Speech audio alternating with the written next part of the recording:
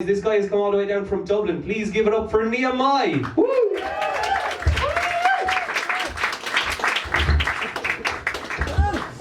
Hello, good evening. How you guys doing? Good. Lovely to be here. First time in Limerick, the Irish Glasgow. Yes, it's a very lovely room, isn't it? Very lovely room. I enjoy the ambience here. It's a lovely ambience. It's very warm and intimate. Unlike my parents. Excuse me, sir, what's your name? Lorcan and Pamela. You remind me a lot of my parents. I mean, not racially, of course. But I can definitely see the disappointments in your eyes. You're looking at me going, well, you know, doctor. Because I'm currently in Dublin, but I just moved to Dublin recently from overseas. I'm originally from Vietnam. Thank you for that.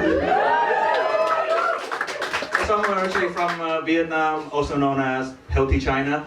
I mean, it's part of our new tourism campaign. Come to Vietnam. It's like China. You won't get sick. And since moving here, I recently got my Irish residency card.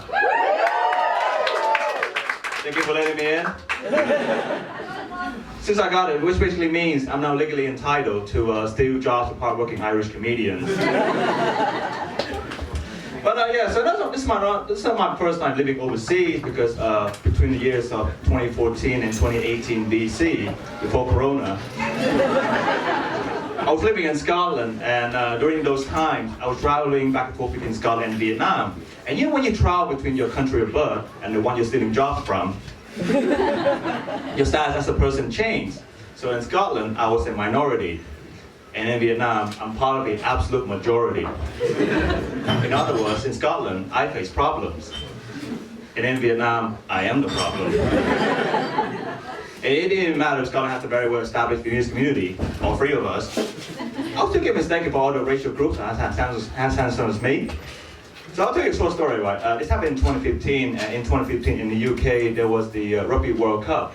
Now, I'm a big rugby fan myself. I played the game, and it's a bit of a weird game because I remember one time I had to put my head between the arses of two large, sweaty Frenchmen, and just going like this: 1, 2, 3, squeeze! 1, 2, 3, squeeze! And that was before the match. That's basically rugby, right? It's homoerotic foreplay disguised as a sport.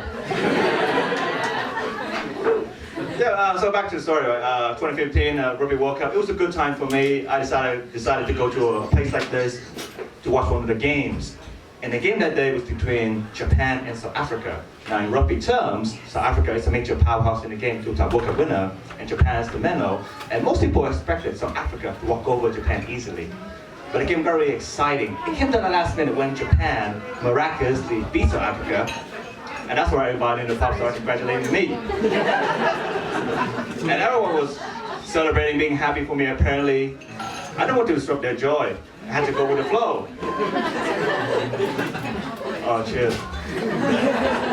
Thank you.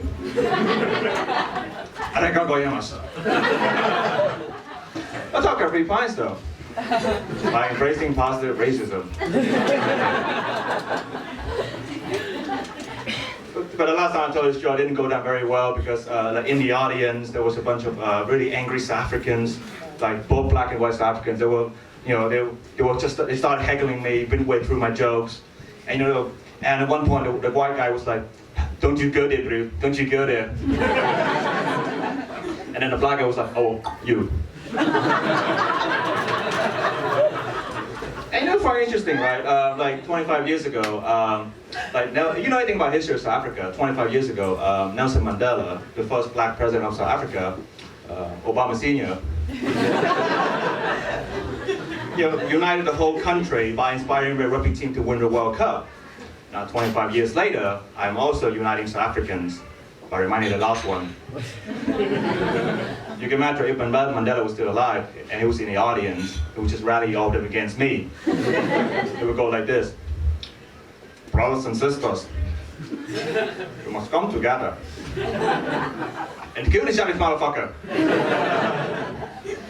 Yes, before I continue, I'd like to congratulate our host for tonight, Kevin, for pronouncing my name. It's fine, it happens. So my name, when correctly pronounced, is Nghia. Nghia, Nghia. Don't make it hard on yourself. Yeah, but you can call me Nghia. But the thing is, people mispronounce my name all the time, and I'm fine with it, but it can be a bit of a stumbling block during my time here, because I'm at college right now, and every time I go to class, and you know when you go to class, the lecturer will check your attendance by reading out your name, and each of the lecturer I have will have a way of not saying my name. So the first guy I have is like one of those really posh, educated lecturer. I think that type that wear tweeds, monocles and everything. He was some carrier as well, I'm not sure why. He will read out our name in a very dignified manner.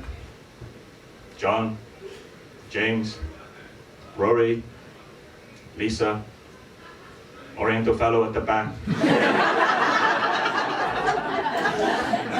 And the second guy has like one of those cool, hip, young academic, you know, that type that wear tight jeans, Lichenia Grande, drink soy latte, get really friendly, want to call us out. Yo, John, my man! James, what's up? Rory, give me 5. Lisa, hey girl. Hey man, congratulations, you dropped his rugby team. And the third person I have is very musical, he likes to sing all of our names. It would go like this. John, James, Rory, Lisa, near, far, I'm over here. Yeah, but I'm fine with people mispronouncing my name, but what I don't like is when people mispronounce my name, they assign me a different one. I said that Brangelina is adopted from an orphanage in a third world country. I'll tell you a short story, right? This happened to me when I went to see my friend Giuseppe. So Giuseppe is Chinese-Italian. He's ethnically Chinese, but he lived in Italy his whole life, which explains the recent outbreak in Italy. And things like Giuseppe look a bit like me. You can imagine something like this.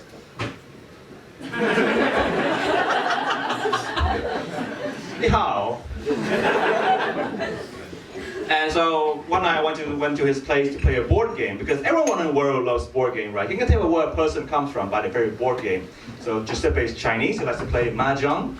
He's flatmates American, so his favorite game is Battleship. I'm from Vietnam, and we played our Minesweeper. It's alright, we won it in the end. So we were playing this board game, right? And one of Giuseppe's flatmate's girlfriend was walking into the room, and then she saw me from behind, and she tapped me on my shoulder, and I turned around, and she said to me, I thought you were Giuseppe. So her reason for this horrible mistake was that Giuseppe and I had similar back of the head. That's why I thought to myself, this is a whole level of racism. Giuseppe committed back of the head racism. Now, I was so mad, I felt like one of those like civil rights activists from the 1960s, that I wanted to get all my Asian brothers and sisters and do a protest march, but backwards. And I would do like one of those inspirational speeches like Martin Luther King. It would go like this.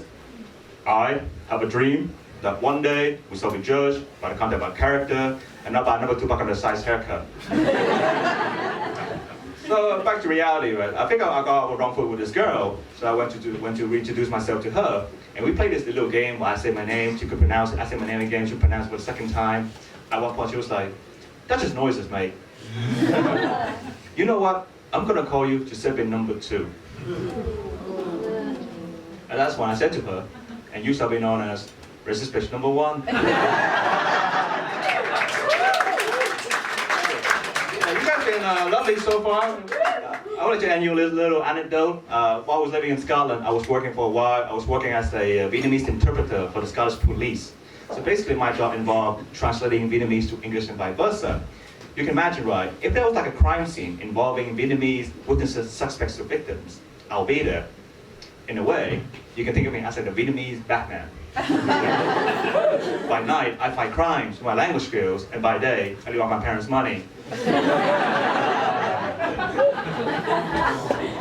you know, it was a really interesting job. I learned a lot. But the fact that I got paid, really well paid, made it a bit morally ambiguous.